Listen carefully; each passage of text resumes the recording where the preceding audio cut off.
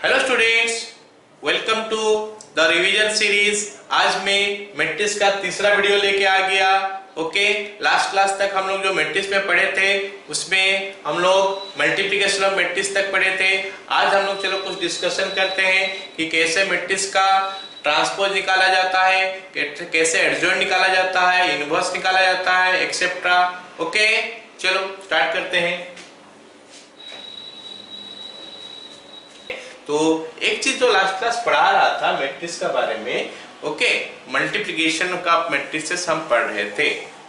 उसमें एक चीज हम लोग बोलना मैं भूल गया। ओके, भूल क्या गया, टाइम नहीं हुआ। ऑलराइट, तो वो क्या है, जैसे हम लोग क्या करते हैं ना, हम लोग अगर रियल नंबर का बात करेंगे, रियल नंबर में क्या होता है, अगर a into B is equal to 0 होता है तो हम तीन केस ले लेते हैं। Either a is equal to 0 और b is equal to 0, ऐसे लेके हम इसको सॉल्व करते हैं, है कि नहीं। तो मैट्रिक्स में ऐसा कुछ जरूरी नहीं है, मतलब a एक तो मैट्रिक्स है, b एक तो मैट्रिक्स है, their result is 0 even if a is a non-zero matrix and b is a non-zero matrix। a और b दोनों non-zero matrix होने का बाद भी a b is equal to 0 हो सकता है। तो ये कंक्लूजन कभी मत ड्रॉ करना कि a into B is equal to 0 होने से इधर a इज इक्वल टू 0 और b is equal to 0। Okay, ऐसा जरूरी है नहीं, ठीक है, clear. Even two non zero matrix can have the product as 0। दो नॉन जीरो मैट्रिक्स का भी प्रोडक्ट 0 हो सकता है। ऑलराइट, चलो अब आगे पढ़ते हैं मैट्रिक्स के बारे में। ओके, नेक्स्ट हम लोग आ जाते हैं क्या, ट्रांसपोज ऑफ ए मैट्रिक्स। एक मैट्रिक्स का ट्रांसपोज ऑफ ए मैट्रिक्स हम कैसे निकालते हैं, सिंपली रो को कॉलम कर देते हैं या फिर ये बोल लो कि कॉलम को रो पर कर देते हैं। तो अगर एक तो ए मैट्रिक्स है तो उसका ट्रांसपोज को हम कैसे दिखाते हैं, a to the power t लिख देते हैं या फिर a का ऊपर डैश लगा देते हैं। This is called the transpose of the matrix. और ट्रांसपोज निकालते समय क्या होगा, मैट्रिक्स का रो और कॉलम का ना वैल्यू चेंज हो जाएगा। मतलब एक तो m इंटू n मैट्रिक्स अगर है, इसका ट्रांसपोज हम निकालेंगे तो it becomes n into m matrix, मतलब इसका ऑर्डर जो है ऑर्डर चेंज हो जाएगा। So that is how we will get the transpose of that matrix. Alright, अब देखो कैसे निकालते हैं। मान लेते हैं एक मैट्रिक्स है a 1 2 3 4 5 6, any arbitrary number you can take, this is a matrix. तो अगर मेरे को इसका ट्रांसपोज ही निकालना है तो हम क्या करेंगे, a का ऊपर डैश लगा देंगे, a dash is equal to कितना हो जाएगा, कैसे निकालते हैं, रो को हम कॉलम कर देंगे, कॉलम को रो कर देंगे, वो ऑटोमेटिक हो जाएगा। रो को कॉलम करते जाओ, पहला रो है उसको फर्स्ट कॉलम कर लेते हैं 1 2, सेकेंड रो है 3 4, let us make it 3 4 like this, and this is 5 6, so this is your a dash या फिर उसका ट्रांसपोज। ओके, क्लियर हो गया। तो ये जैसे हमारा मैट्रिक्स था 3 इंटू 2 का था, अभी देखो ये मैट्रिक्स 2 इंटू 3 का हो चुका है, तो ट्रांसपोज में ऐसे चेंज हो जाता है, ठीक है। ये हमारा ट्रांसपोज ऑफ ए मैट्रिक्स है। ऑलराइट, ट्रांसपोज का कुछ प्रॉपर्टी है, क्या क्या प्रॉपर्टी है, अगर ट्रांसपोज का ट्रांसपोज निकालोगे मैट्रिक्स का तो वो आ जाएगा। ओके, और ये इंपॉर्टेंट बात है कि अगर a इंटू बी करके उसका ट्रांसपोज निकालते हैं तो वो आता है b transpose into a transpose, मतलब ये रिवर्सल लॉ को फॉलो करता है। ये जो चीज है रिवर्सल लॉ को फॉलो करता है। ट्रांसपोज अगर कांस्टेंट के साथ कोई मैट्रिक्स मल्टीप्लाई हुआ है, वो पूरा का ट्रांसपोज निकालना है तो कांस्टेंट बाहर कर लो, फिर ट्रांसपोज निकाल लो, बात एक ही है। प्लस अगर है ट्रांसपोज में अलग कर लो, माइनस होने से भी अलग हो जाएगा, ठीक है। These are properties of transpose, right. Now let us come to another one, important one है, क्या है कि सिमेट्रिक मैट्रिक्स। हम लोग सिमेट्रिक मैट्रिक्स किसको बोलते हैं, एक मैट्रिक्स को हम सिमेट्रिक तब बोलेंगे, ये हो गया सिमेट्रिक मैट्रिक्स। ओके, तो सिमेट्रिक होने के लिए जरूरी होना चाहिए कि वो एक तो स्क्वायर मैट्रिक्स हो। स्क्वायर मैट्रिक्स ही सिमेट्रिक या स्क्यू सिमेट्रिक हो सकता है। तो सिमेट्रिक कब होता है, जब उसका aij is equal to aj हो जाएगा। aij is equal to aji हो जाएगा, तो उस समय वो सिमेट्रिक मैट्रिक्स हो जाएगा। जैसे मान लेते हैं मैं लिख रहा हूं a12, it should B a21, a13 it should B a231, और अगर a23 हम लिख रहे हैं इट शुड बी a32, और a11 करोगे तो ये तो उल्टा ऑटोमेटिक वही बला आ जाता है। ओके, तो इसको हम सिमेट्रिक मैट्रिक्स बोलते हैं। चलो देखते हैं कि सिमेट्रिक मैट्रिक्स का एक एग्जांपल लेके कि सिमेट्रिक मैट्रिक्स कैसा दिखता है। एक मैट्रिक्स हो गया 1 4 4 3, ये एक सिमेट्रिक मैट्रिक्स है।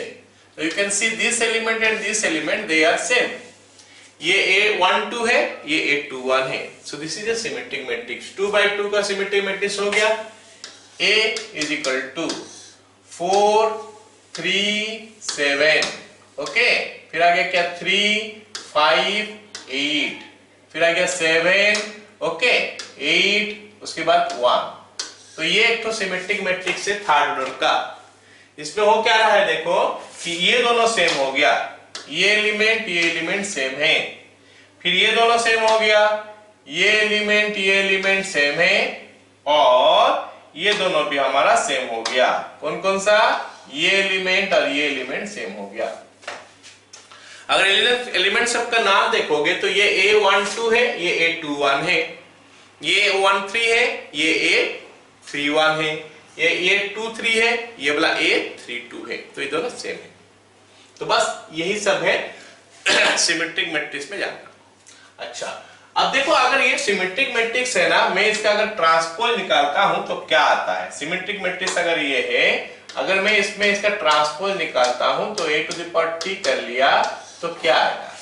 तो देखो ये फर्स्ट रो को फर्स्ट कॉलम कर देंगे, that will be what 4 3 7, second row second column 3 5 8, और third row third column 7 8 1। And you can see कि ये जो मैट्रिक्स है ना, ये मैट्रिक्स के साथ सेम है। तो वही कंडीशन भी होता है कब मैट्रिक्स सिमेट्री होता है। मैट्रिक्स सिमेट्री होने का कंडीशन क्या हो गया कि एडास अगर करोगे और ए मिल जाएगा तो हम बोलेंगे कि वो मैट्रिक्स सिमेट्री है। तो अब अगर हमको नंबर दिया हो तो ठीक है, कोई दिक्कत नहीं है, हम देख लेंगे कि सिमेट्री है कि नहीं। लेकिन खाली ए लिख दिया और बोला है कि सिमेट्री है कि नहीं, वो कैसे पता चलेगा? हम a dash is equal to a अगर हम देख लेंगे है तो फिर वो सिमेट्रिक है। ओके, स्क्यू सिमेट्रिक में क्या होता है? स्क्यू सिमेट्रिक में होता है क्या, aij is equal to minus of aj if i not equals to j, और अगर i is equal to j हो गया तो ij is equal to क्या 0 हो जाएगा। i is equal to j last class में बताया था डायगोनल एलिमेंट में होता है, मतलब डायगोनल एलिमेंट इसमें सब 0 होगा, बाकी नॉन 0 होगा, और दोनों में प्लस माइनस का फर्क आएगा। तो क्या होगा देखते हैं, दिस इज मान लेते हैं 0 है, ओके 5, तो it has to be -5 and 0। Okay, तो ये हो गया हमारा एक skew symmetric matrix. You can see here ये दोनों में प्लस और माइनस का फर्क है। और अगर हम skew symmetric matrix third order का निकालना चाहेंगे, कुछ ऐसा लिख सकते हैं, सॉरी डायगोनल एलिमेंट 0 होता है हमेशा, है ना। ये हो गया हमारा 0 -2 4, ये हमारा हो गया 2 0 -5, और ये हो गया हमारा -4, ये 5 और ये 0। तो ये एक स्क्यू सिमेट्रिक मैट्रिक्स है, यहाँ पे मार्क कर सकते हो ये सब वैल्यू क्या क्या है। ये दोनों में प्लस माइनस का फर्क आना चाहिए, वहां पे सेम हो रहा था, यहाँ पे प्लस माइनस का फर्क आना चाहिए। ये दोनों में हमारा भी प्लस माइनस का फर्क आना चाहिए, ये दोनों में भी प्लस माइनस का फर्क आना चाहिए, एंड ये दो जो देख रहे हो ये दोनों में भी प्लस माइनस का फर्क आना चाहिए। सो दिस इज व्हाई हम इसको क्या बोलते हैं, स्क्यू सिमेट्रिक मैट्रिक्स। ओके, चलो इस मैट्रिक्स का नाम अगर मैं ए देके इसका ट्रांसपोज निकालता हूं तो क्या मिलता है, implied A transpose is equal to क्या हो जाएगा जरा देखते हैं ना। ओके, ये first row becomes first column, so this is 0 -2 4, second row second column हो जाएगा 2 0 -5, ऑलराइट, और थर्ड कॉलम हो जाएगा -4 5 0। ये बन गया हमारा क्या, A डैश, ऑलराइट, या फिर A ट्रांसपोज। अब देख सकते हो ये मैट्रिक्स और ये मैट्रिक्स दोनों सेम नहीं है, लेकिन अगर इसमें माइनस मल्टीप्लाई कर दे तो ये माइनस अंदर चले जाएगा, तो 0 -2 4 हो जाएगा, 2 0 -5 -4 0 -4 5 0, तो ये आ जाता है। तो that is why the condition that एक स्क्वायर मैट्रिक्स क्यू सिमेट्रिक हो कि इतना हो गया। इतना समझ में आ गया? चलो आगे देखते हैं। ये काफी इंपॉर्टेंट है कि A plus A transpose is हमेशा स्क्यू सिमेट्रिक होता है, हमेशा स्क्यू सिमेट्रिक नहीं, हमेशा symmetric. A plus A transpose हमेशा सिमेट्रिक होता है, A माइनस A ट्रांसपोज हमेशा स्क्यू सिमेट्रिक होता है। चलो पता कर लेते हैं ना क्यों होता है। मान लेते हैं C मैट्रिक्स को हम ले लिए A प्लस A ट्रांसपोज, तो देखते हैं ये सिमेट्रिक है या स्क्यू सिमेट्रिक है। तो हम बताए कि कंडीशन जो होता है सिमेट्रिक का, क्या कंडीशन होता है, A dash equal to A होना चाहिए, और स्क्यू सिमेट्रिक का A dash equal to minus A होना चाहिए। तो मतलब अगर हमारा C मैट्रिक्स सिमेट्रिक है तो C डैश जो है वो C ही होना चाहिए। देखते हैं, C dash is equal to A plus A dash का डैश। अब मैट्रिक्स का अगर हम लोग प्रॉपर्टी यूज करेंगे, किसका, ये क्या दिया चीज है, ट्रांसपोज, तो इसका ट्रांसपोज क्या हो जाएगा, A transpose plus A transpose का ऊपर एक और ट्रांसपोज, तो ये हो गया A transpose plus A transpose का ट्रांसपोज ये होता है, वो भी प्रॉपर्टी में पढ़ाया गया। इसका मतलब है कि इसको अगर हम चाहेंगे तो कम्युटेटिव तो होता है मैट्रिक्स एडिशन, तो हम ऐसे लिख सकते हैं। तो C dash is equal to C ही आ गया, that's why it is symmetric. तो A plus A transpose is always symmetric. ऐसे अगर A माइनस A ट्रांसपोज कर ले, A माइनस A ट्रांसपोज, ये हमेशा स्क्यू सिमेट्रिक होता है। सेम वे में हम चेक कर सकते हैं। ओके, चलो ये समझ में आ गया सबको कि A plus A transpose symmetric होता है हमेशा के लिए, और A माइनस A ट्रांसपोज हमेशा के लिए स्क्यू सिमेट्रिक होता है। तो ये सबको पता चल गया। अब चलो देखते हैं कि हम A मैट्रिक्स को ऐसा लिख सकते हैं कि नहीं। A मैट्रिक्स को हम लिख सकते हैं half into A plus A transpose plus half into A minus A transpose. Alright, this way I can write easily, because अगर मैं यहां से हाफ कॉमन ले लेता हूं तो it is your A plus A transpose, ये लिखते हैं half into A plus A transpose plus A minus A transpose. तो A ट्रांसपोज कैंसिल हो गया, तो हाफ इंटू 2A, तो half into 2A becomes what, A। मतलब ये A ही तो है। A को लिखने का खाली हम दूसरा तरीका अपनाए थे, तो क्योंकि A को लिखने का हम दूसरा तरीका अपनाए थे तो ये और ये दोनों सेम होना चाहिए, ये दोनों में कोई फर्क नहीं होना चाहिए। मतलब this is equal to this. अब मजे की बात क्या है कि ये चीज हम पढ़े थे कि सिमेट्रिक मैट्रिक्स है, ये चीज जो है हम थोड़ा देर पहले पढ़े कि ये सिमेट्रिक मैट्रिक्स है। इसका मतलब ये हो गया हमारा सिमेट्रिक पार्ट। किसका सिमेट्रिक पार्ट हो गया, A का सिमेट्रिक पार्ट ये हो गया। और ये वाला मैट्रिक्स हम पढ़े हैं अभी जस्ट पहले, स्क्यू सिमेट्रिक होता है। इसका मतलब ये वाला skew symmetric part of what, A। मतलब A को हम सम ऑफ टू मैट्रिक्स लिख लिए, एक हो गया सिमेट्रिक पार्ट, एक हो गया skew symmetric part. And this is very important, listen. एक क्वेश्चन इसमें से आता है, काफी बार हम लोग देख सकते हैं प्रीवियस ईयर का क्वेश्चन, उसमें एक क्वेश्चन आता है कि A इतना दिया है तो उसको एक्सप्रेस करो as sum of symmetric and skew symmetric matrix. तो उसके लिए ये एक्सप्रेशन हमारा है, that one written here. Okay, clear हो गया इतना? ऑलराइट, चलो अब कुछ सवाल करते हैं। जितना तक हम पढ़े हैं अभी तक उसका ऊपर कुछ सवाल करते हैं, है ना। ठीक है, पहला सवाल क्या है, A is a square matrix, A is a square matrix, A is said to be symmetric if तो ये हमारा क्वेश्चन नंबर 1 हो गया, मान लेते हैं this is question number 1। Alright, तो A is a square matrix, sorry, a square matrix A is said to be skew symmetric if बोलने से उसका क्या हो गया, कंडीशन डाल दोगे A transpose is equal to minus A, तो नंबर 1 का आंसर ये हो गया। और ये क्वेश्चन हमारा 2020 में आया था। ओके, चलो अगला क्वेश्चन देखते हैं। A is equal to this is a skew symmetric, find A and B। बोला है कि this one is skew symmetric, question number 2 है, ये सोच लो, दिस इज क्वेश्चन नंबर 2। बोला है कि एक स्क्यू सिमेट्रिक मैट्रिक्स है, तो फिर A का वैल्यू और B का वैल्यू बताओ। ओके, तो क्योंकि स्क्यू सिमेट्रिक मैट्रिक्स है, इसका मतलब हो गया कि ये दोनों में प्लस माइनस का फर्क आना चाहिए। ओके, तो A इज इक्वल टू -2 होगा, और ये दोनों में भी प्लस माइनस का फर्क होना चाहिए, तो B इज इक्वल टू -3 होगा, तो B इज इक्वल टू 3, तो जाके ये दोनों में फर्क आएगा।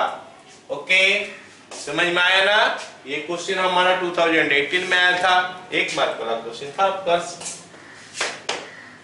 ओके, चलो अब आगे नेक्स्ट ये बोला है कि write an example of a 2x2 matrix which is both symmetric and skew symmetric। ऐसा एक मैट्रिक्स का एग्जांपल दो जो कि सिमेट्रिक का कंडीशन को भी सेटिस्फाई करेगा और स्क्यू सिमेट्रिक का कंडीशन को भी सेटिस्फाई करेगा, और वो अपकर स्क्वायर होना चाहिए क्योंकि स्क्यू सिमेट्रिक और स्क्यू सिमेट्रिक स्क्वायर से ही आता है। तो उस मैट्रिक्स का नाम क्या हो जाएगा? सबको पता होना चाहिए कि ये हमारा एक जीरो मैट्रिक्स ही हो सकता है। एग्जाम्पल 2x2 का बोला है, इसीलिए हम 0 0 0 लिख देंगे। So this is your answer to this question. Question number 3 हो गया। अब देखते हो क्वेश्चन नंबर 4। ये सब कंसेप्चुअल क्वेश्चन से जानना चाहिए, कभी कभी आ जाता है 1 मार्क का, तो हम लोग क्यों मिस करेंगे उस मार्क को, काफी आसान चीज है, तो है ना। चलो आगे क्या बोला है, so that the diagonal element of A skew symmetric matrix is 0। Skew symmetric matrix का डायगोनल एलिमेंट 0 है बोल के प्रूव करो। चलो देखते हैं स्क्यू सिमेट्रिक का कंडीशन क्या होता है। स्क्यू सिमेट्रिक मैट्रिक्स अगर है तो Aij is equal to minus Aj होता है। ये स्क्यू सिमेट्रिक मैट्रिक्स का कंडीशन होता है। For diagonal element, diagonal elements में होता क्या है, जरा जल्दी से बता दो कि I is equal to J होता है। I is equal to J, तो डायगोनल एलिमेंट हमारा I is equal to J होता है, उसमें हमेशा के लिए I is equal to J। तो जैसे A11, A22, A33 विजुअलाइज करो ना ये चीज को, ये A11, A12, A13, A21, A22 और A23 और A31, A32 और A33। So these are the elements of a 3x3 matrix. और ये जो हम देख रहे हैं ये हमारा डायगोनल का एलिमेंट है।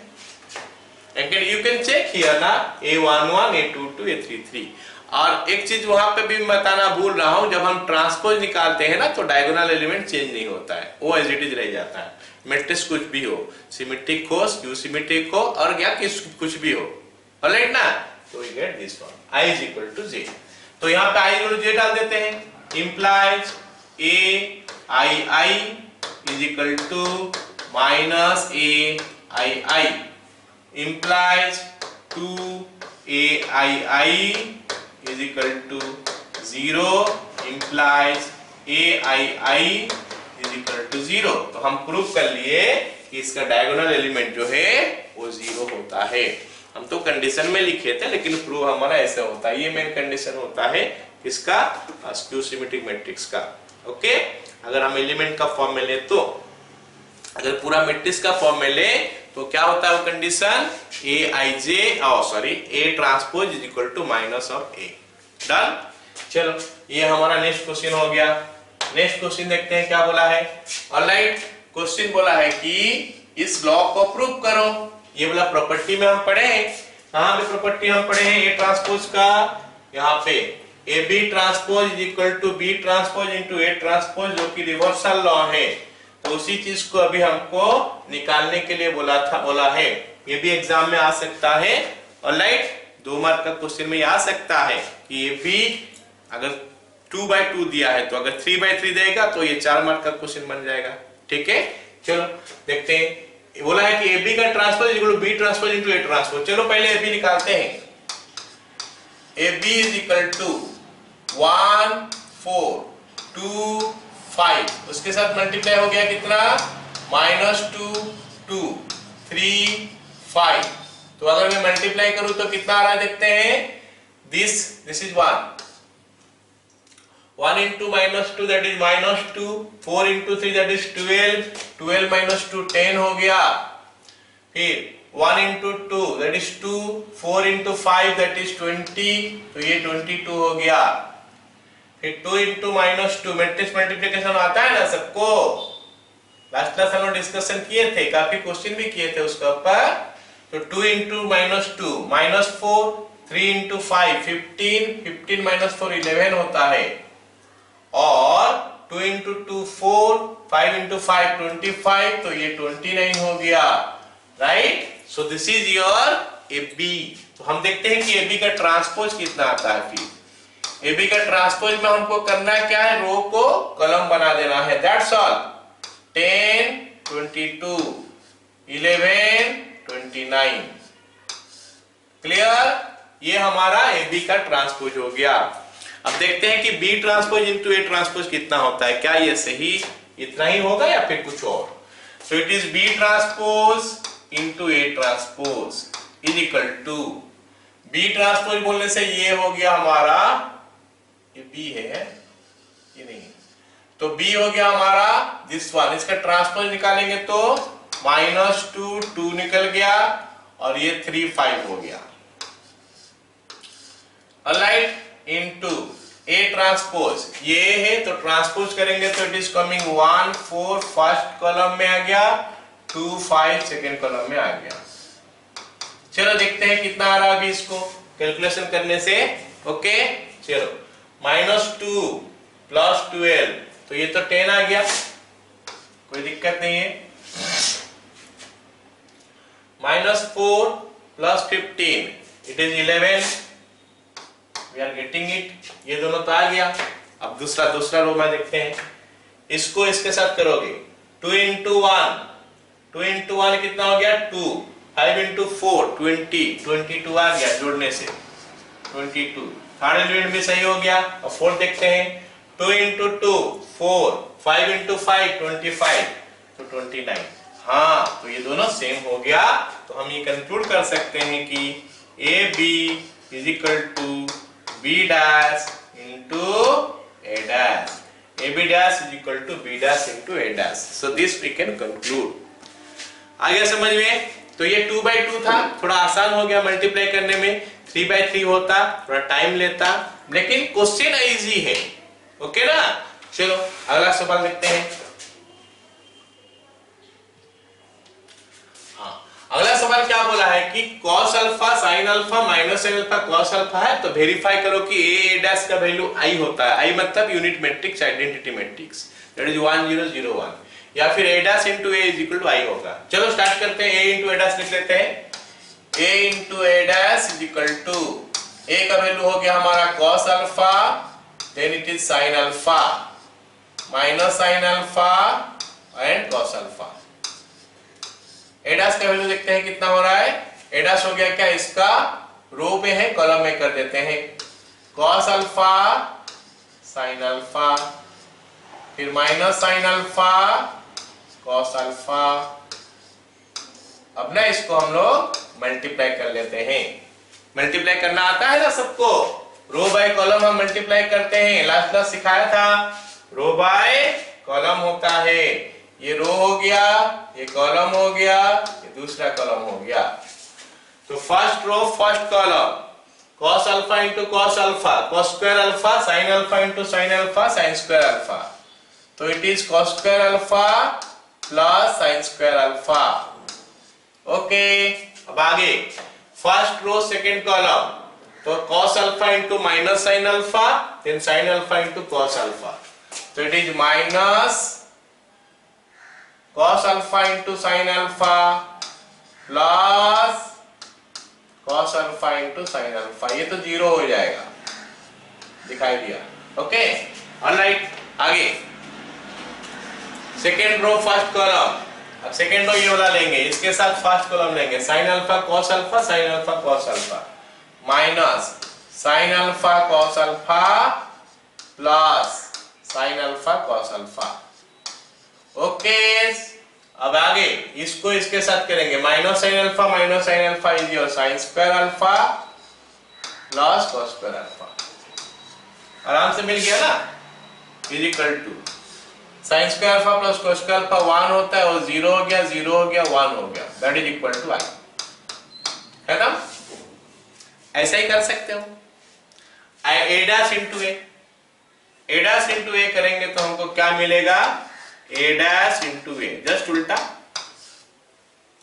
Is equal to a dash बोलने से ये वाला पार्ट पहले आ जाएगा, cos alpha minus sin alpha, sin alpha cos alpha, इसके साथ मल्टीप्लाई हो जाएगा ये cos alpha sin alpha minus sin alpha cos alpha, और इसको अगर हम सिंप्लीफाई करेंगे तो you will get 1। This is cos, इसके साथ इसको cos alpha cos square alpha plus sin square alpha हो जाएगा। तो इट इज 1, वो 0 हो जाएगा, ये 0, ये 1, मल्टीप्लाई करके देख लेना। तो ये भी हमारा i हो गया। तो हम लिख सकते हैं a dash is equal to a dash into a is equal to i। Okay, फिर से बता रहा हूं, ये क्वेश्चन काफी आसान है, राइट ना, आसान था, जस्ट a डैश निकाल के उसके बाद मल्टीप्लाई किए तो i आ गया। ओके, अगला सवाल देखो, सेम टाइप का सवाल है, एक्सप्रेशन सेम है, a plus a dash into y find alpha. तो देखते हैं a प्लस a डैश क्या आता है, a plus a dash is equal to i। तो a का वैल्यू लिखते हैं cos alpha minus sin alpha sin alpha cos alpha plus a dash बोलने से क्या हो गया, इसको पलट के लिखना है, तो ये हो गया हमारा cos alpha, first row first column हो जाएगा, तो minus sin alpha, then we are getting sin alpha and cos alpha here. Value is 1 0 और 0 1। क्लियर हो गया इतना तक, नो प्रॉब्लम। चलो आगे देखते हैं। अब इसको ऐड करना है, तो ऐड तो आसानी से कर सकते हैं हम लोग, cos अल्फा से cos अल्फा ऐड हो गया तो 2 cos अल्फा हो गया, माइनस sin अल्फा से sin अल्फा हो गया तो 0 हो गया, sin alpha plus minus sin alpha 0, cos alpha plus cos alpha 2 cos alpha. Okay, तो इसका वैल्यू हमको दिया कितना है, 1 0 0 1। क्लियर इतना। अब दो मैट्रिक्स हो गया, इक्वल हो गया है, इसका मतलब क्या हो गया कि करस्पॉन्डिंग एलिमेंट्स इक्वल हो जाएगा। तो हम बोल सकते हैं 2 cos अल्फा का वैल्यू 1 है, तो cos अल्फा का वैल्यू 1/2 है। 1/2 होता है cos का कौन सा एंगल, π/3। तो अगर हमको ऐसे ऑप्शन दे दिया होगा 3 4 तो लिख सकते हैं, नहीं तो हम इसका जनरल सॉल्यूशन ही लिख लेंगे। Alpha is equal to 2n pi plus minus π/3, n belongs to z। Clear हुआ। तो ये सब क्वेश्चन हमारा ट्रांसपोज का ऊपर आ सकता है, जो ट्रांसपोज हम लोग पढ़ रहे हैं उसका ऊपर ये सारे क्वेश्चन आ सकता है। ओके, अच्छा, अब बोला है कि so that this is a symmetric matrix. अब दिया है कि एक सिमेट्रिक मैट्रिक्स है बोल के प्रूव करो। ऐसे तो मेरे को दिखाई दे रहा है कि A12 is equal to A21 है, A13 is equal to A31 है, 31 is equal to 13 is equal to A31 है। लेकिन हम उसको शो कैसे करेंगे? शो करने का वही कंडीशन, इसको ए ले लोगे, फिर इसमें से ए डैश का वैल्यू निकाल देना। ए डैश का वैल्यू अगर ए के साथ इक्वल हो गया तो हम बोलेंगे कि एक तो सिमेट्रिक मैट्रिक्स है। क्लियर? चलो लिखते हैं इसको ए इज इक्वल टू 1 -1 5 -1 2 1 5 1 4, ये ए है तो your A dash is equal to first row becomes first column, ये फर्स्ट रो था इसको फर्स्ट कॉलम कर देंगे, 1 -1 5 हो गया, सेकेंड रो सेकेंड कॉलम आ गया, -1 2 1 हो गया, थर्ड रो थर्ड कॉलम आ गया, 5 1 4 हो गया। As A is equal to A dash, so A is symmetric. I think सभी को सिमेट्रिक का ऊपर जो क्वेश्चन हम लोग को मिलता है वो पता चल गया कैसे होता है। ओके, चलो अगला सवाल देखते हैं। हाँ, ये क्वेश्चन 15 में भी आया था, 16 में भी आया था, डेटा थोड़ा चेंज था दोनों में, तो मैं उसको एक तो सेम टाइप का क्वेश्चन है, तो इसमें हमको क्या करना है, ओ वाला situation, A is equal to half into A plus A transpose plus half into A minus A transpose, उसको यूज कर देंगे। ओके, चलो लिखते हैं इसको। ए दे दिया है, इसको ए नाम दे देता हूं मैं, A is equal to 3 3 -1 then -2 -2 1 then it is -4 -5 2, this is A. और ए ट्रांसपोज हमारा है क्या, कितना ए ट्रांसपोज, ये फर्स्ट रो को फर्स्ट कॉलम कर देंगे, तो it will be what 3 3 -1, second row को सेकेंड कॉलम, -2 -2 1, थर्ड रो को थर्ड कॉलम, -4 -5 2, हो गया ए और ए ट्रांसपोज। चलो ए प्लस ए ट्रांसपोज निकालते हैं। A plus A transpose is equal to, जो कि सिमेट्रिक मैट्रिक्स हो जाएगा, 3 + 3 6, 3 - 2 1 -1 -4 -5, फर्स्ट रो खत्म, कोरेस्पोंडिंग एलिमेंट ऐड किया जा रहा है। ओके, अब सेकेंड रो देखते हैं, -2, ये -2 है,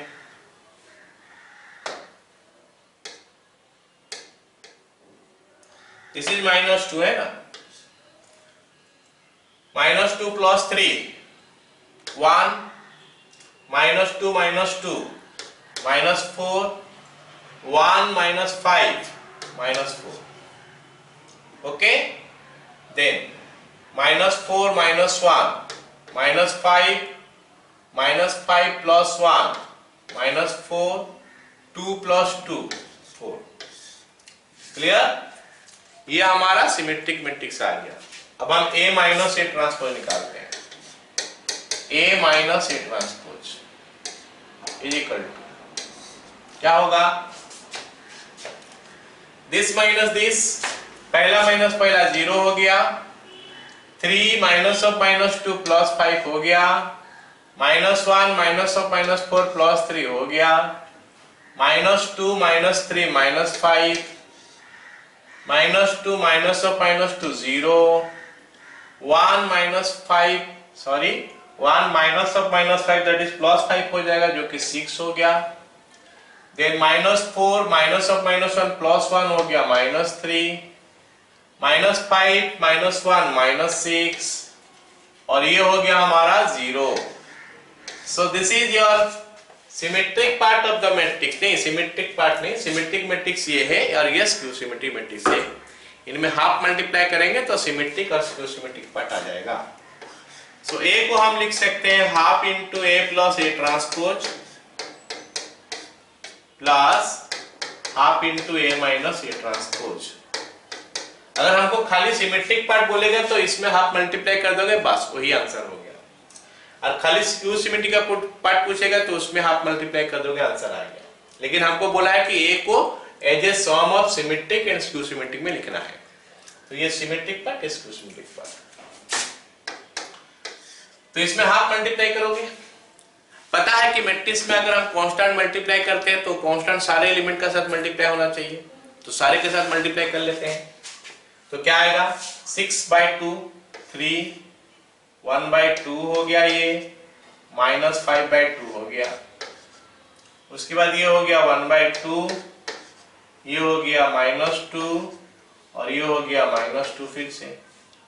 this is -5/2, this is -2, this is 2 plus ये हो गया इतना प्लस, उसको दे देंगे हाफ, इस पे मल्टीप्लाई करेंगे तो आएगा 0 5/2 3/2 -5/2 0 3 -3/2 -3 0।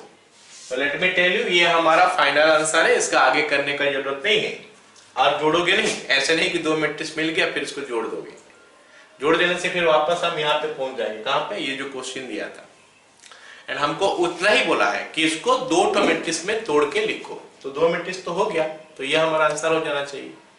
ओके ना, चलो तो यहाँ पे हमारा शायद सिमेट्रिक जो होता है, नहीं एक और क्वेश्चन है, बोला है कि A and B are symmetric matrix of the same order, prove that AB minus BA is Q symmetric। ये Q symmetric बोल के पूछा है। चलो उस मैट्रिक्स का नाम मैं क्या करता हूँ, ले लेता हूँ AB minus BA, उस मैट्रिक्स का नाम मैं C ले लिया। तो मेरे को पूछा है कि C is Q symmetric, ये बताओ, तो मैं कैसे बता पाऊंगा C is Q symmetric? तो Q symmetric का कंडीशन डालूंगा। Q symmetric का कंडीशन क्या होता है कि C transpose is equal to -C होना चाहिए। तो अगर यहां तक मैं पहुंच जाऊंगा तो मैं बोलूंगा कि हाँ हमारा प्रूफ खत्म, ठीक है। तो मेरा एम है क्या कि C transpose is equal to -C तक प्रूफ करे। ये 2 मार्क का क्वेश्चन आता है, आया था कोई साल 2019 पिछले साल आया था। ओके चलो देखते हैं, A transpose is equal to A, B transpose is equal to B, ये कहां से आया, ये हमको गिवन है। गिवन है कहां, लिखा तो नहीं है, हाँ लिखा है यहाँ पे, सिमेट्रिक मैट्रिक्स बोला है, तो उसी से पता चला कि A ट्रांसपोज A होता है, B ट्रांसपोज B होता है। चलो देखते हैं, अभी C ट्रांसपोज निकालते हैं। C transpose is equal to AB minus BA का ट्रांसपोज। फिर हम लोग क्या करेंगे, ट्रांसपोज का प्रॉपर्टी डाल देंगे, अलग अलग कर देते हैं, प्लस माइनस में अलग अलग होता है तो इसमें भी अलग अलग हो जाएगा। AB transpose minus BA transpose. फिर हमारा ट्रांसपोज का रिवर्सल लॉ लगा देंगे, मतलब मल्टीप्लाई अगर होता है तो उल्टा चलता है, खुलता है जब ब्रैकेट, तो क्या हो जाएगा, AB transpose becomes B transpose into A transpose minus BA transpose becomes A transpose into B transpose. हमारा एम है क्या, -C प्रूफ करना, मतलब minus of this part proof करना हमारा एम है। मतलब कहीं से तो ये ट्रांसपोज हटा के A और B लाना पड़ेगा, तो ये कंडीशन को देखूंगा जो मेरे को दिया है, A ट्रांसपोज के लिए A लिख लूंगा, B ट्रांसपोज के लिए B लिख लूंगा। सो this is your BA minus AB। अच्छा, तब हमारा AB और BA का फॉर्म में तो आ गया, लेकिन C का फॉर्म में लिखने के लिए पहले AB चाहिए फिर BA चाहिए, तो यहां से माइनस कॉमन ले लेते हैं, तो ब्रैकेट में आ गया AB माइनस BA।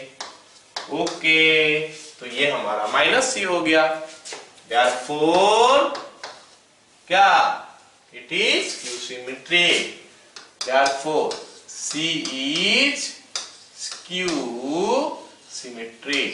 C एक ठो Q symmetric मैट्रिक्स हो गया। पता चल गया सबको, चलो लिख लो। ओके, आगे अभी हमको काफी सारे थ्योरी पढ़ना है, तो सो मेनी थ्योरीज जितना है इसका आगे वो मैं एक साथ बता देता हूं, फिर उनका क्या करेंगे, क्वेश्चन करेंगे उनका ऊपर। ऑलराइट, चलो देखो, determinant of A square matrix her matrix का डिटरमिनेंट मिलता नहीं है, जो मैट्रिक्स स्क्वायर होता है उसका ही डिटरमिनेंट मिलता है। जैसे मान लेते एक मैट्रिक्स दिया है मेरे को A इज इक्वल टू 1 4 2 5, तो मेरे को क्या बोलना है, क्या करना है, इसका डिटरमिनेंट निकालना है। तो मैं कैसा सिंबल दिखाऊंगा, DET A लिखूंगा, तो इसका मतलब डिटरमिनेंट ऑफ A हो गया। या फिर हम लोग कभी कभी ऐसा सिंबल का भी यूज करते हैं, मॉड ऑफ A। ये दोनों सिंबल में से कोई भी एक सिंबल यूज हो सकता है। तो ये मैट्रिक्स है, ये बोल रहा है कि उसका डिटरमिनेंट निकाल। क्लास 12 में हो, डिटरमिनेंट के बारे में आइडिया है, हम मैं पढ़ा नहीं हूं, लेकिन डिटरमिनेंट के बारे में आइडिया है सबको, इसलिए मैं आगे बता दे रहा हूं। ठीक है, तो ये हो गया हमारा मैट्रिक्स को डिटरमिनेंट में कन्वर्ट कर दो। That's all what we have to do. मतलब जब मैट्रिक्स का डिटरमिनेंट निकालना है तो डिटरमिनेंट का सिंबल खाली दे देना। और वंस डिटरमिनेंट का सिंबल हो गया तो डिटरमिनेंट का सारे काम हो जाएगा। मतलब डिटरमिनेंट में जैसे काम करता है ये भी वैसे ही काम करेगा। डिटरमिनेंट में हम वैल्यू इवैल्यूएट करते हैं तो यहाँ पे भी वैल्यू निकल के आ जाएगा 5 - 8 होके। समझा? Very easy. मैट्रिक्स है, उसको डिटरमिनेंट का फॉर्म में लिख लो। फिर डिटरमिनेंट में जैसे इवैल्यूएट करते थे यहाँ पे इवैल्यूएट करेंगे। ये 2/2 मैट्रिक्स है तो it is like this, 2/2 determinant हो गया। अगर मैट्रिक्स 3/3 होता तो 3/3 डिटरमिनेंट होता। अगर मैट्रिक्स 2/3 होता तो इसका नहीं मिलेगा, इसका डिटरमिनेंट नहीं मिलता है। डिटरमिनेंट हमेशा मिलता है स्क्वायर मैट्रिक्स का। ओके, चलो ये हो गया हमारा एक मैट्रिक्स का डिटरमिनेंट कैसे निकालें। चलो कुछ इंपोर्टेंट पॉइंट यहां पे नोट करके रख लो। अगर यूनिट मैट्रिक्स है तो उसका डिटरमिनेंट जो है 1 होता है। यूनिट मैट्रिक्स का डिटरमिनेंट हमेशा 1 होता है। और एक डायगोनल मैट्रिक्स का डिटरमिनेंट क्या होता है, product of the diagonal elements. जो भी डायगोनल एलिमेंट्स है उनका प्रोडक्ट जो होता है वही उनका डिटरमिनेंट होता है। ये पहला चीज हमको जानना चाहिए। दूसरा, अगर A इंटू बी मैट्रिक्स होगा, A इंटू बी, ए भी एक मैट्रिक्स है, बी भी एक मैट्रिक्स है, तो मल्टीप्लाई करके अगर हमको डिटरमिनेंट निकालना है is equal to determinant of A into determinant of B। Okay, ये हो गया determinant of A into determinant of B। ऐसे निकालोगे, गलत है। ओके, A इंटू बी का डिटरमिनेंट जो है that is determinant of A into determinant of B होता है। ठीक है, ऑलराइट। आगे K into A, this is very important. ये काफी इंपॉर्टेंट है, दोनों ही इंपॉर्टेंट है। This is very important. बोला है कि K इंटू A का डिटरमिनेंट जो है वो क्या हो जाएगा, K to the power n into mod A, determinant of A हो या n is the order of A। तो मैं इस चीज को समझा रहा हूं, ये क्या चीज बोल रहा है बता रहा हूं। सॉरी,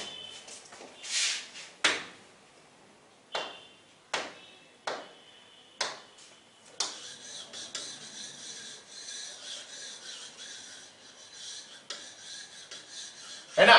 ये क्या बता रहा है कि अगर एक मैट्रिक्स है हमारा nth ऑर्डर का, माने तो थर्ड ऑर्डर का मैट्रिक्स है, इन दैट केस उसमें हमको अगर करना है कुछ क्या, मल्टीप्लाई कांस्टेंट। जैसे मान लेते A लिखा है ऐसे, A इज इक्वल टू 1 2 3 4 5 6 7 8 9, और ये मैं मान के चलता हूं कि इसका जो डिटरमिनेंट है वो है 4। मान के चलता हूं, होगा नहीं होगा अलग बात है। सोचो कि इसका डिटरमिनेंट 4 है। तो अगर मेरे को कोई बोला कि सर 5A का डिटरमिनेंट कितना होगा, अगर इसका 4 है तो 5A का क्या होगा। काफी जन का सोचना होता है कि 5 को बाहर कर दो, कांस्टेंट है तो A मोड हो जाएगा, तो ये हो जाएगा 5 इंटू 4। 5 इंटू 4 हो गया 20, जो कि गलत है। क्योंकि इसमें बताया गया है कि अगर कांस्टेंट मल्टीप्लाई करते हो तो कांस्टेंट को जब बाहर निकालते हो तो उसके पावर n करना है। n क्या होता है, वो मैट्रिक्स का ऑर्डर होता है। तो ये मैट्रिक्स का ऑर्डर 3 है तो इट आंसर शुड बी 5 का क्यूब। मतलब ये गलत है, सही क्या होना चाहिए, 5 का cube into determinant of A। That is 125 into 4 that is equal to 500। ये हमारा हो गया मैट्रिक्स का क्या, अगर उसमें कांस्टेंट मल्टीप्लाई करते हो तो कांस्टेंट बाहर निकलते समय, डिटरमिनेंट निकालते समय तो k to the power n होके आएगा। And this is very important, remember ये जगह में स्टूडेंट गलती करता है, k खाली बाहर निकल जाता है, लेकिन it should be k to the power n। Okay, और ये जेई का क्वेश्चन के लिए ये प्रॉपर्टी इंपॉर्टेंट है। ओके, चलो अगला सवाल देखते हैं। अगला क्या पॉइंट है, सिंगुलर नॉन सिंगुलर। सिंपल बात है, अगर एक मैट्रिक्स दिया है, अगर उसका डिटरमिनेंट 0 हो जाएगा तो हम उसको सिंगुलर मैट्रिक्स बोलते हैं, और डिटरमिनेंट 0 नहीं होगा तो हम उसको नॉन सिंगुलर मैट्रिक्स बोलते हैं। अगर एक मैट्रिक्स का डिटरमिनेंट 0 हो गया तो हम सिंगुलर बोलेंगे, डिटरमिनेंट 0 नहीं हुआ तो नॉन सिंगुलर है। ओके, चलो ये समझ में आ गया। ये वाला पॉइंट याद रख लेना है, A and B are non singular matrices of same order, then AB and B are also non singular matrices of the same order। AB भी सेम वही मॉडल का और उसी का क्या बोलते हो, सिंगुलर मैट्रिक्स आएगा, नॉन सिंगुलर आएगा, और BA भी नॉन सिंगुलर आएगा। ठीक है, चलो अगला point, adjoint of A matrix. Adjoint of A matrix क्या होता है। ओके, चलो एडजॉइंट ऑफ ए मैट्रिक्स जानने के लिए हमको थोड़ा कोफैक्टर और माइनर के बारे में जानना पड़ेगा। माइनर क्या, कोफैक्टर ही जानना पड़ेगा। हम देखे हैं कि डिटरमिनेंट पढ़ते समय कि हर एलिमेंट का कोफैक्टर निकलता है, हर एलिमेंट का कोफैक्टर निकलता है। और कोफैक्टर कैसे निकालते हैं हम लोग, मान लेते हैं Cij में कोफैक्टर के लिए लिख रहा हूं Cij, हम कभी कभी कैपिटल ए भी लिखते हैं Ij। Okay, is equal to -1 to the power I plus j करते हैं इंटू माइनर ऑफ Ij लिखते हैं। तो ये हमारा कोफैक्टर निकालने का तरीका होता है। और माइनर कैसे निकालते हैं, delete the row and columns to which the element belongs to, बाकी जो बच गया उसका वैल्यू इवैल्यूएट कर लो। जैसे मान लेते हैं मैं लिख रहा हूं 2 5 7 4 8 1 3 5 2, ये डिटरमिनेंट है क्योंकि हम माइनर कोफैक्टर का बात कर रहे हैं तो डिटरमिनेंट में आएगा। तो ये हमारा डिटरमिनेंट हो गया। सपोज मेरे को क्या करना है, निकालना है C12। C12 मतलब कोफैक्टर ऑफ एलिमेंट 1 2। हम देख रहे हैं कि एलिमेंट 1 2 जो है वो ये वाला है, this is the element 1 2, first row second column. तो इसमें हम क्या करेंगे, 1 और 2 दोनों को जोड़ देंगे, अगर ऑड आएगा तो माइनस लिख लेंगे, इवन आएगा तो प्लस लिख लेंगे। 1 और 2 ऑड आ रहा है तो माइनस लिखेंगे। फिर क्या करेंगे, ये जिस रो में है उसको कैंसिल करो और जिस कॉलम है उसको कैंसिल करो। काटना नहीं है, मन ही मन सोचना है कि ये दोनों कट गया। रेस्ट व्हाटएवर थिंग्स लेफ्ट, उनका डिटरमिनेंट निकाल लो। तो ये जो चीज बच गया इसका डिटरमिनेंट निकाल दो, जो कि आ रहा है 8 - 3। 8 - 3 कितना होता है, 5 होता है। This is 5। अगर कोई मेरे को बोल दिया सर C22 निकाल के बोलो, तो मैं देखूंगा कि पहले ये 2 और 2 ऐड करने से क्या होता है, प्लस आता है या माइनस आता है। तो मैं देख रहा हूं यहाँ पे सॉरी इवेन आता है या ऑड आता है, तो यहाँ पे देख रहा हूं इवेन आ रहा है, तो इवेन आ रहा है तो मैं दे दूंगा प्लस। प्लस तो देना का जरूरत होता नहीं है, नहीं देने से भी चलेगा। फिर देखूंगा कि वो एलिमेंट कौन सा रो कौन सा कॉलम में है, ये वो एलिमेंट है A22, तो ये रो को काट दो, ये कॉलम को काट दो, तो तुम्हारे पास बच गया ये। बस इनको मल्टीप्लाई करो, डिटरमिनेंट का निकाल दो, क्या हो गया 4 - 21 - 17। सो प्लस ऑफ -17 इज -17, जो कि हमारा C22 निकल के आ गया। आई थिंक इतना तक तो समझ में आ गया सबको। So that is how I can find out cofactor of each element. Okay? चलो, तो एडजॉइंट हम कैसे निकालते हैं, एडजॉइंट हम जब निकालेंगे कैसे निकालते हैं, कोई भी मैट्रिक्स का एडजॉइंट निकालने के लिए adjoint A is equal to सबका कोफैक्टर निकाल लो। अगर 3/3 है वो मैं समझा रहा हूं, हर एलिमेंट का कोफैक्टर निकाल लो, C11 C12 C13 C21 C22 C23 C31 C32 C33 सभी एलिमेंट का कोफैक्टर निकल गया, फिर उसका ट्रांसपोज ले लो, तो ये बन गया एडजेंट ऑफ ए मैट्रिक्स। फिर बता रहे कि एडजेंट भी हमारा स्क्वायर मैट्रिक्स के लिए ही मिलता है, बाकी सब मैट्रिक्स के लिए नहीं मिलेगा, स्क्वायर मैट्रिक्स के लिए एडजेंट मिलेगा। ठीक है, so that is what you are getting. Alright, फिर ये कुछ प्रॉपर्टी हो गई एडजेंट का। Adjoint A B is equal to adjoint B into adjoint A into adjoint A का वैल्यू जो भी आएगा, adjoint A into A is equal to A mod into I n, और एन क्या है, ऑर्डर ऑफ ए। और ये वाला पॉइंट इंपोर्टेंट है, एडजेंट ए का मॉड जो है ना वो क्या आता है, mod A to the power, adjoint A का मॉड मतलब determinant, mod A to the power n minus 1। Okay, ये इनका कुछ प्रॉपर्टी हो गया। क्लियर हो गया आज तक?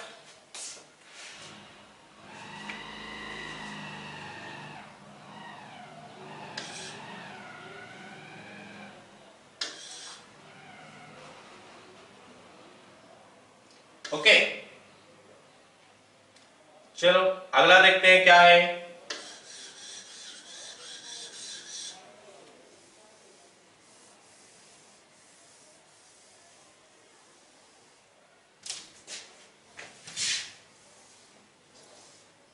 ऑलराइट ना,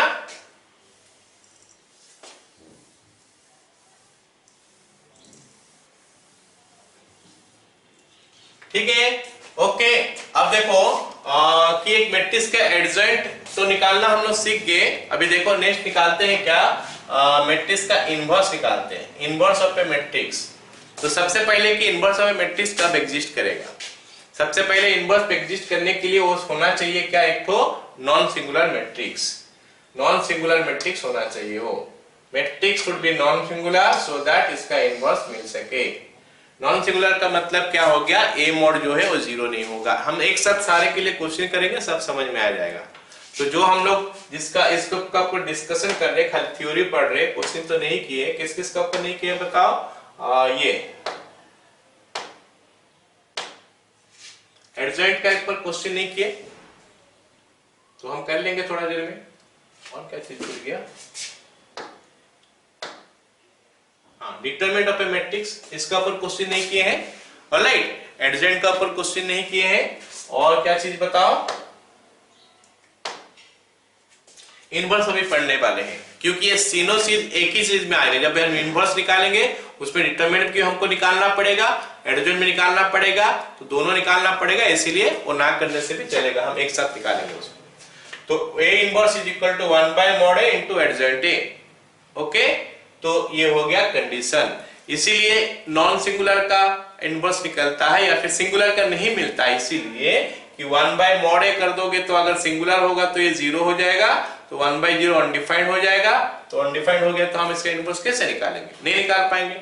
चलो एक क्वेश्चन में बताता हूं कैसे हम लोग करते हैं। एक question, A is equal to, मान लेते दिया है 2 5 3 7, और हमको बोला है क्या कि इसका इनवर्स निकाल के बोलो। ए इनवर्स कितना है बता दो, जल्दी से बता दो ए इनवर्स कितना है, ये हमको बोला है। तो इसके लिए हमको दो काम करना पड़ेगा। ए मॉड दैट इज क्या, डिटरमिनेंट ऑफ द मैट्रिक्स निकालना पड़ेगा, एडजेंट निकालना पड़ेगा। तो पहले तो मैं डिटरमिनेंट निकालता हूं। डिटरमिनेंट हो गया हमारा कितना, 2 5 3 7, जो कि हो गया कितना 14 माइनस 15 दैट इज -1। फिर हम निकालेंगे एडजेंट ए। ओके, एडजेंट ए के लिए क्या निकालना पड़ेगा, C11 C12 C21 C22। फिर इसका क्या होना चाहिए, ट्रांसपोज, पता है सबको। तो हम क्या करेंगे, यहाँ पे ये मार्किंग कर लेंगे, इस सबका प्लस या माइनस क्या आता है पहले उसको लिख लेंगे। ये प्लस आता है, ये माइनस आता है, ये माइनस, ये प्लस। कैसे देख लिए, ये प्लस या माइनस, ये दोनों को जोड़ दो, इवन आएगा तो प्लस, ऑड आएगा तो माइनस, दैट्स ऑल। इसका ऊपर ट्रांसपोज भी लगा दो। ओके, ऐसे 2 into 2 का एडजेंट तो जल्दी मिल जाता है, लेकिन हम निकालते हैं पूरा। ठीक है, चलो इस रो, ये रो कैंसिल, ये कॉलम कैंसिल, तो हमको 7 मिलेगा। ऑलराइट, ऐसे 5 के लिए ये रो कैंसिल, ये कॉलम कैंसिल, हमको 3 मिला यहाँ पे। इसके लिए ये कैंसिल हमको 5 मिला और ये हमारा 2 मिला। चलो अब इसका हम लोग ट्रांसपोज निकाल लेते हैं। ट्रांसपोज निकालना तो बहुत आसान है, रो को कॉलम करते हैं तो 7 - 3, ये 7 हो गया, ये -3 हो गया, ये -5 हो गया, ये 2 हो गया। दैट्स ऑल, निकल गया एडजॉइंट। तो अभी इनवर्स कैसे निकालेंगे? A inverse is equal to 1 by determinant of A, 1 by -1, फिर 7 -5 -3 2। और अभी अगर हम मल्टीप्लाई कर देंगे ये -1 को अंदर तो it is -7 5 3 -2। All of you got it? समझ में आ गया ना?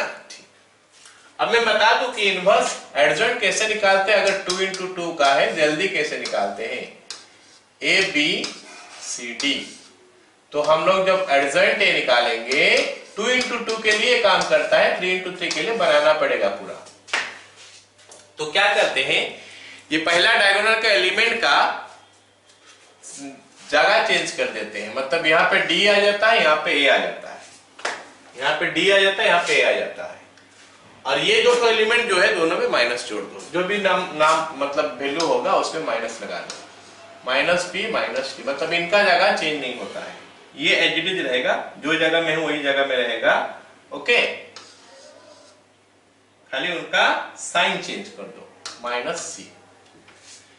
तो ये लीडिंग डायगोनल है। लीडिंग डायगोनल का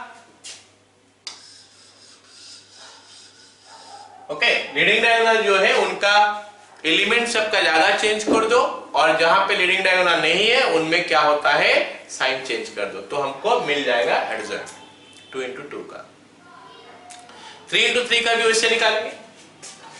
3 × 3 मैट्रिक्स का भी हम ऐसे निकाल सकते हैं। एक तो क्वेश्चन करके देख लेते हैं, है ना?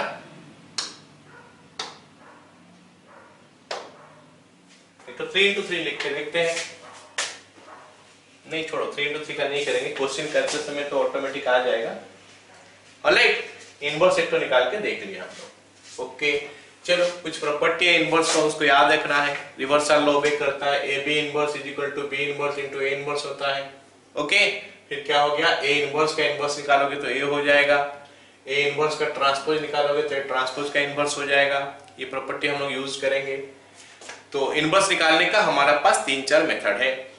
Bye definition, by matrix polynomial हम देखेंगे, फिर from AB is equal to KI, and finally elementary row transformation.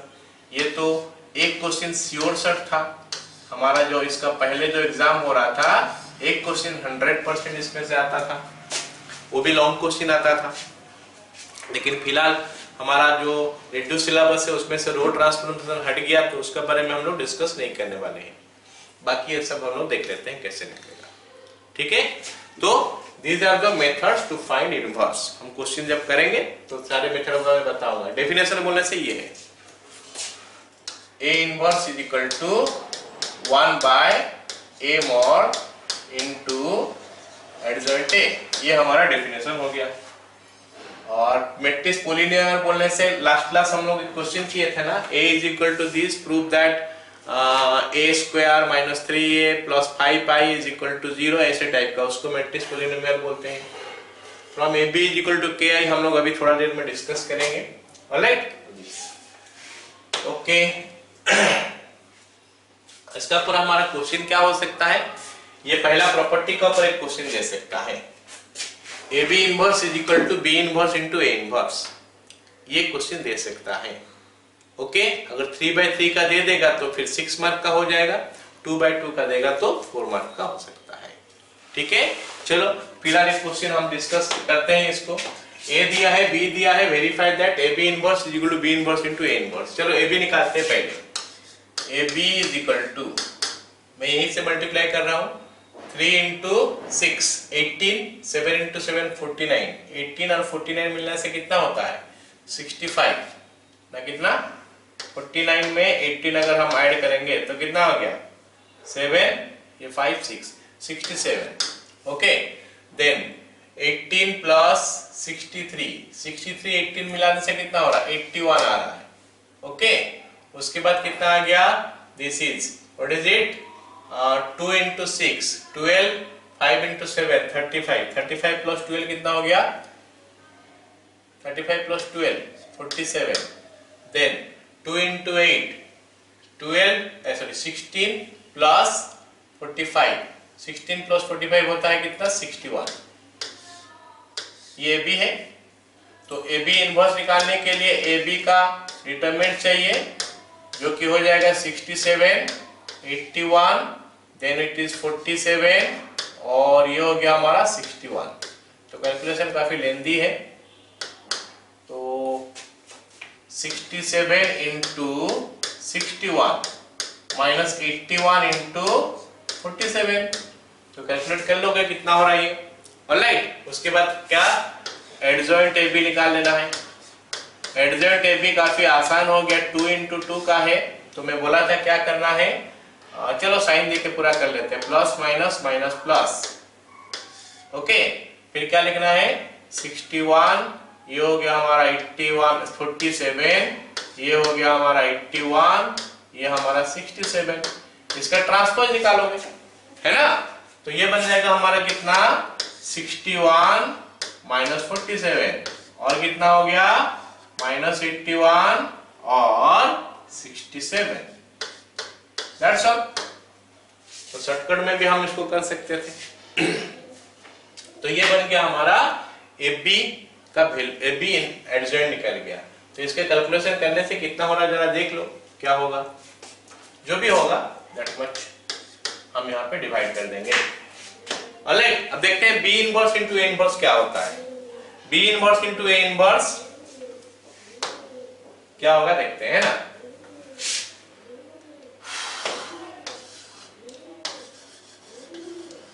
B inverse के लिए मैं डायरेक्ट कर दे रहा हूं, है ना। B inverse is equal to 1 by determinant of B into adjoint B. 1 by determinant of B into adjoint B. 1 by B का डिटरमिनेंट देख लो, ये बी है, डिटरमिनेंट कितना हो गया? This is 46 into 9, 6 into 9 54 minus 56 minus 2 आ रहा है। Okay, into what is it? Adjoint कैसे निकालेंगे? ये दोनों का जगह चेंज कर दोगे और ये दोनों में साइन चेंज कर दोगे। 9 हो गया, 6 हो गया, माइनस 8 माइनस 7, तो ये हो गया एडजॉइंट बी। ऑलराइट, और B 1 by determinant of B multiply कर दिए तो बी इनवर्स निकल गया। अच्छा, ऐसे ही हम ए इनवर्स निकाल सकते हैं। 1 by determinant of B, determinant of A, ये कितना हो रहा है? 15 माइनस दिस 14 हो रहा है, मतलब 1 हो गया। फिर अंदर में कितना आ जाएगा देखो, अंदर में देखते हैं कितना आ रहा है। दिस वन इज 3, 5 जगह चेंज कर दोगे तो 5 3 आ गया, 5 3, ये दोनों में साइन चेंज करोगे तो आया -7 -2। ओके, इतना आया। अब देखते हैं कि अगर मैं B inverse into A inverse करता हूं तो हमको क्या मिलता है। B inverse into A inverse is equal to what we get? This is B inverse. Constant सबको बाहर कर दो, 1 बाय -2 और ये 1 बाय 1, मतलब -1 बाय 2 हो गया। फिर दोनों मैट्रिक्स लिख लेते हैं, 8 माइनस 9, फिर -7, सॉरी उल्टा लिख दिया मैंने। क्या यहाँ पे 9 माइनस 8 है। 9 माइनस 8 -7 6, उसके साथ इंटू करोगे क्या? ये 5 माइनस 7 -2 3। ओके ना।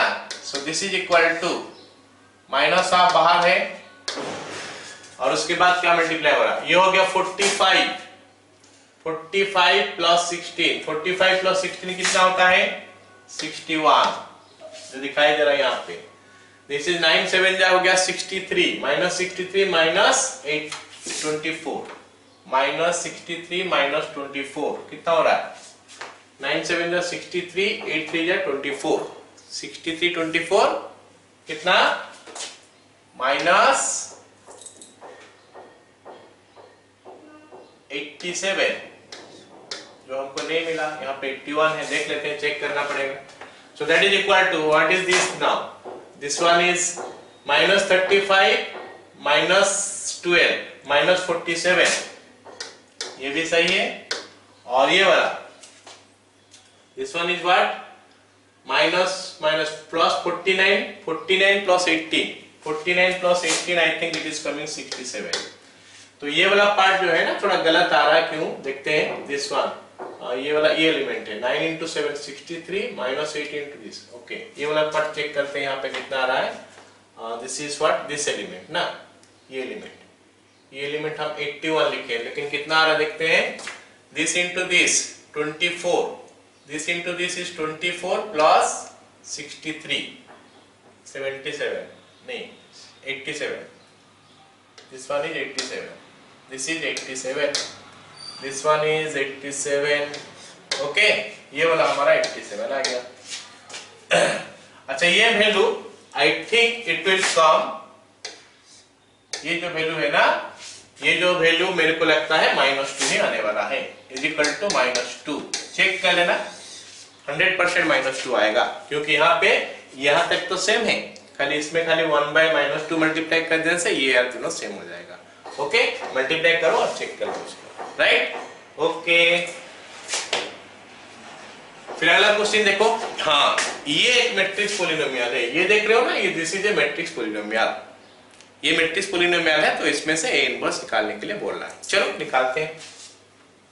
बोला कि ये इसको सेटिस्फाई कर रहा है, बल्कि दिखाओ अगर ये इतना है तो दिस इज इक्वल टू 0 दिखाओ। तो देखते हैं ना, a square minus 5a plus 7i is equal to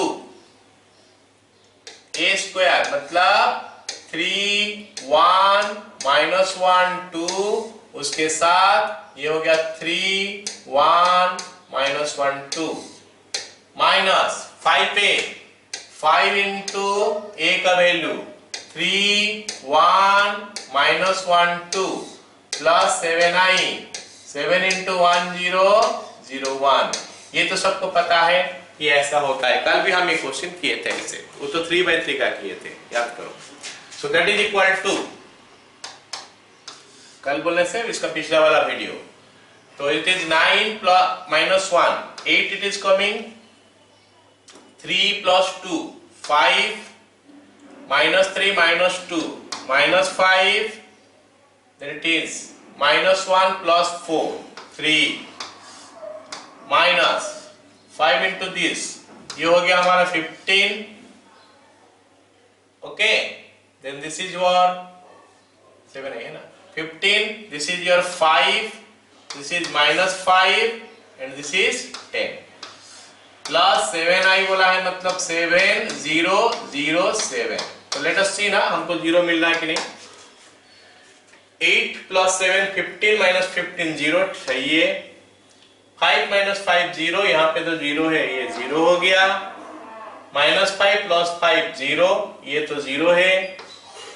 then 3 plus 7 minus 10 0 हो गया, मतलब 0 हो गया। ओके यहाँ तक कोई दिक्कत नहीं है, यहाँ तक कोई दिक्कत नहीं है, लेकिन इसका आगे जो बोला है वो वाला पार्ट इंपॉर्टेंट है। मैं जिसे बोला था कि इनवर्स निकालने के लिए हमारे पास डिफरेंट मेथड है। इस मेथड में तो हम इनवर्स निकाल चुके हैं, इसका पिछला वाला क्वेश्चन में भी निकाले और एक पहले भी निकाले थे कि one by determinant of a into adjoint a करके। अब हम लोग मैट्रिक्स पॉलिनोमियल का यूज करके डिटरमिनेंट निकालते हैं। मैट्रिक्स पॉलिनोमियल का यूज करके डिटरमिनेंट निकालेंगे कैसे।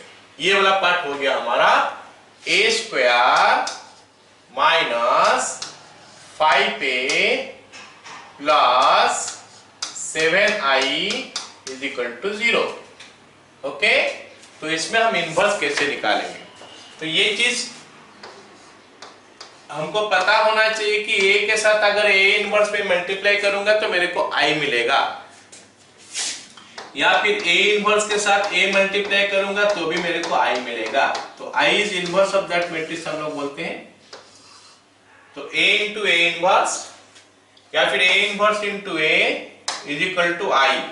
तो इतना याद रखना है, इसको यूज करके हम ये क्वेश्चन करने वाले हैं। समझ में आया ना? A इंटू A इनवर्स भी I होता है या फिर A inverse A into I होता है। लास्ट क्लास हम लोग ये भी पढ़े थे कि A into I is equal to A होता है। ओके, तो इनका यूज करके इसको करेंगे। डिफरेंट टाइप से हम इनवर्स निकाल ले, एक मेथड में निकल गया, अभी दूसरा मेथड निकाल ले। तो हम क्या करने वाले हैं, A इनवर्स इसमें मल्टीप्लाई कर देने वाले हैं। A inverse into A square, A square को मैं A इंटू A लिख देता हूं, minus A inverse into 5A plus A inverse into 7I is equal to A inverse into 0। तो हम क्या किए कि A इनवर्स क्या किए, दोनों तरफ मल्टीप्लाई कर दिए। बट जो इंपॉर्टेंट बताने वाला हूं सुनो, जब हम A इनवर्स निकालते हैं, नहीं मल्टीप्लाई करते हैं, तो हम कौन सा साइड में मल्टीप्लाई कर रहे देखेंगे। अगर लेफ्ट साइड में मल्टीप्लाई कर रहे हैं तो हर जगह लेफ्ट साइड में ही रहना चाहिए, राइट साइड में नहीं रहना चाहिए। मतलब अपना ये के लिए क्या इजी जैसे लगे उस हिसाब से कहीं पे लेफ्ट में कहीं पे राइट में, नहीं ऐसे नहीं। अगर लेफ्ट में कर रहे हैं तो हर जगह का लेफ्ट में ही होना चाहिए, अगर राइट में करेंगे तो हर जगह का राइट में होना चाहिए। इधर भी हर जगह का राइट में होना चाहिए, उधर भी 0 के बाद ही होना चाहिए। बट यहाँ पे मैं प्री मल्टीप्लीकेशन कर रहा हूं तो इसीलिए पहले लिख लिया। A इनवर्स इसमें भी पहले, इसमें भी पहले, इसमें भी पहले, इसमें भी पहले। ओके, चलो अब आगे देखते हैं।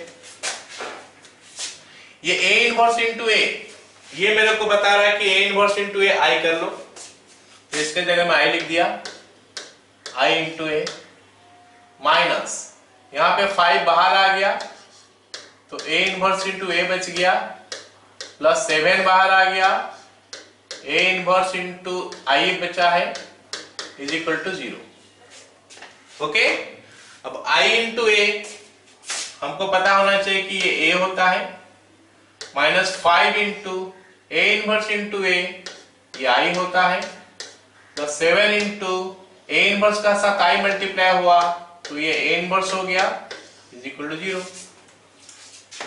Now I am interested for what, मैं A इनवर्स से इंटरेस्टेड, A इनवर्स निकालना चाहता हूं, तो A इनवर्स एक साइड कर देता हूं, बाकी को एक साइड कर देता हूं।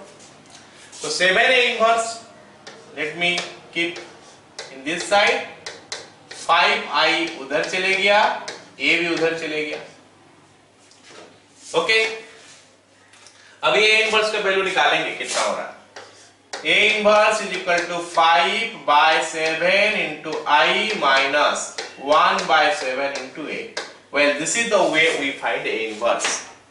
अब हमको क्या करना है, कैलकुलेशन कर लेना है खाली, that is your work, you will do 1 0 0 1 minus 1/7 into what is it, A का value 3 1 minus 1 2, 3 1 minus 1 2, and this is the way we have to proceed।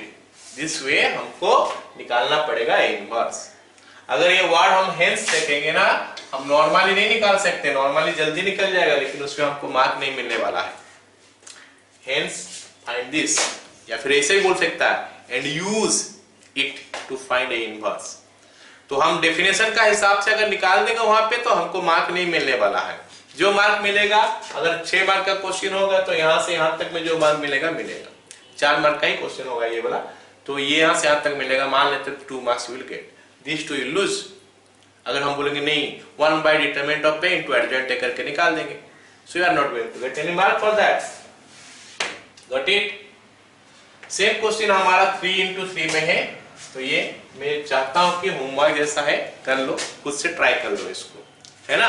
पहले तो ये इसको सेटिस्फाई करेगा, ये 6 मार्क का क्वेश्चन ही 100% होगा अगर ये आएगा तो, क्योंकि ये जब इसको सेटिस्फाई करेगा उसमें एक क्यूब निकालना पड़ेगा, वो तो काफी लंबा है ऐसे, है ना, तो उसमें फिर इसका बाद इनवर्स निकालना पड़ेगा। Okay, that you will do. Okay, next सवाल देखते हैं क्या है। हाँ, नेक्स्ट बोला है कि if A is a invertible matrix of order 2, एक ऑर्डर 2 दिया है, then find determinant of A inverse in terms of determinant of A। तो लिखते हैं determinant of A inverse is equal to determinant of 1 by determinant of A into adjoint A. Okay, अब ये सवाल को ध्यान से देखना क्या, k इंटू ए का डिटर्मिनेंट जो है, मैं बोला था k to the power n into determinant of a होता है, और एडजॉइंट a का डिटर्मिनेंट जो है हम पढ़े थे वो होता है determinant of a to the power n minus 1। ये प्रॉपर्टी मैंने बताया था, you can check here. Adjoint a का determinant is equal to determinant of a to the power n minus 1, where n is the order of a का order जो होगा वही। तो इस क्वेश्चन में हम ये दोनों का यूज करेंगे निकालने के लिए। ओके, तो यहां पे हमको सवाल में जो दिया है उसमें मार्क करो, ये जो वैल्यू कांस्टेंट है, मतलब ये पूरा k जैसा हो जाएगा। ये पूरा देख रहे हो जो, ये पूरा हमारा k जैसा हो जाएगा। ये k है और ये a है, this one is a and this one is k। तो हमको क्या मिलना चाहिए आंसर में, is equal to 1 by mod a, जो कि k हो गया का स्क्वायर। अच्छा, स्क्वायर ही क्यों, क्योंकि बोला है k to the power n करो। n में कहां से लाऊंगा, n इज ऑर्डर, यहां पे सवाल में बोला है ऑर्डर 2, इसलिए स्क्वायर कर दिया, into adjoint a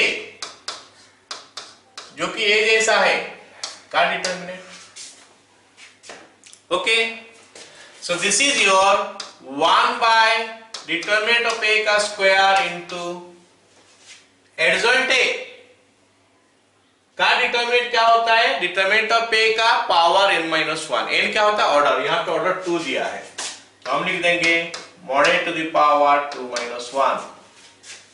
this is equal to 1 by a mod का स्क्वायर, a मॉड बोलने से डिटरमिनेंट ऑफ a होता है into mod a is equal to 1 by mod a। Okay, therefore determinant of a inverse is equal to 1 by mod a। लेकिन याद रख लो कि ये वाला चीज जो है हम 2 बाय 2 के लिए निकाले हैं, ये हम 2 बाय 2 के लिए निकाले हैं। क्या ये 3 बाय 3 के लिए होगा, मान लेते हैं डिटरमिनेंट है 3 बाय 3, क्या उसके लिए होगा, देखने का कोशिश करते हैं। तो यहां पे क्यूब हो जाएगा, ये तो एडिटिव रहेगा, फिर यहां पे क्यूब हो जाएगा, यहाँ पे 3 माइनस 1 हो जाएगा, मतलब यहाँ पे स्क्वायर हो जाएगा, यहाँ पे क्यूब। हाँ, फिर भी आ रहा है, 3 बाय 3 के लिए भी आ रहा है, मतलब जनरलाइज हम कर सकते हैं इसको। ऑलराइट, ओके, यहाँ पे हेडिंग नहीं लिखा हूं।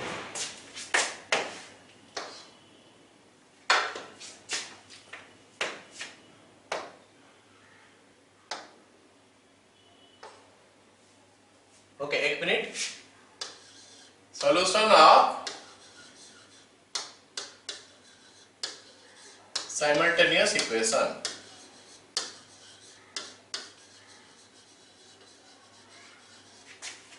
by matrix method। Solution of simultaneous equation by matrix method।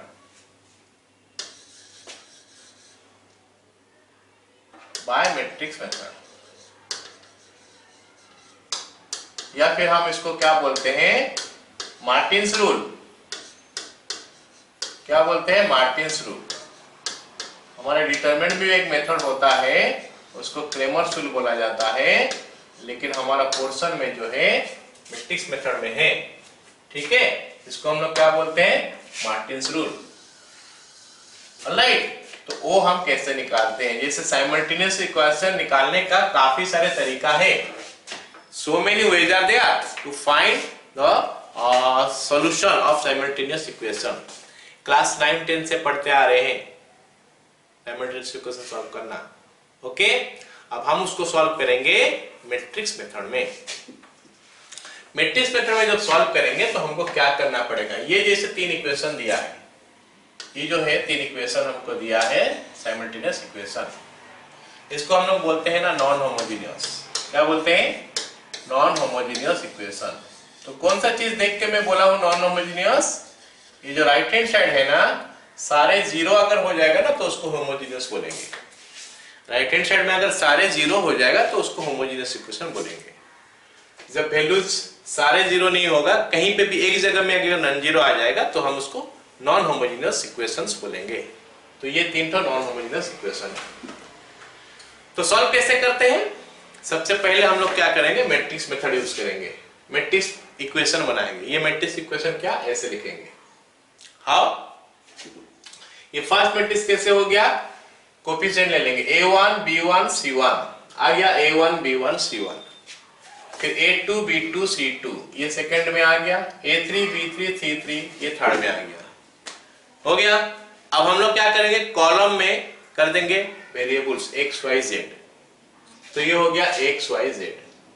अब ये राइट हैंड साइड में लिख लेंगे d1 d2 d3। बोलोगे सर ये मैट्रिक्स इक्वेशन कैसे बना? चलो मल्टीप्लाई करके देखते हैं ना इसको। हमको पता है कि मल्टीप्लाई रो बाय कॉलम होता है, तो रो बाय कॉलम करोगे तो a1x plus b1y plus c1z आ रहा है, a1x plus b1y plus c1z, फिर a2x plus b2y plus c2z, फिर a3x plus b3y plus c3z आएगा। मतलब इनका जो प्रोडक्ट है ना, ये प्रोडक्ट कुछ ऐसा आना चाहिए, इज इक्वल टू, अगर मैं मल्टीप्लाई कर रहा हूं तो a1x plus b1y plus c1z, then it is coming a2x plus b2y plus c2z, then it is a3x plus b3y plus c3z। ठीक है, अब सुनो मेरे बात। इक्वालिटी ऑफ मैट्रिसेस अगर यूज कर देंगे तो this is equal to d1 हो जाएगा, this is equal to d2 और this is equal to d3। Done. That is why हम इसको क्या बोलते हैं, मैट्रिक्स इक्वेशन। ओके, चलो अब मैं क्या करता हूं कि इसका नाम ले लेता हूं, ये चीज का नाम ले लिया a, इसका नाम ले लिया x और c, इनफैक्ट c, और इसका नाम ले लिया b। मतलब हमको जो दिया है वो कुछ ऐसा हो गया। तो हम करते हैं ना, इसको x लिखते हैं,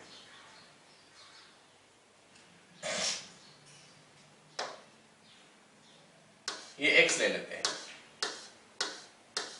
ओके, तो इसको मैं a ले लिया, इसको मैं x ले लिया, इसको b ले लिया, तो हमको क्या मिल रहा है, ax is equal to b, इतना मिला, ax is equal to b, ax is equal to b। But I am interested for what, मैं क्या चाहता हूं, मैं तो साइमल्टेनियस इक्वेशन सॉल्व करना चाहता हूं। सो मेरे को x चाहिए, y चाहिए, z चाहिए, तो उनको एक तरफ करते हैं। तो x y z एक तरफ करेंगे, मतलब ये x, तो इधर हो गया x, इसको उधर ले लेंगे b बाय a। लेकिन क्या ऐसे कर सकते हैं? ऑफ कोर्स नॉट, क्योंकि मैट्रिक्स में तो डिवीजन है नहीं। मतलब जो हम सोच रहे हैं कि ये x को इधर रख के a को उधर ले लेंगे, ये हो नहीं सकता।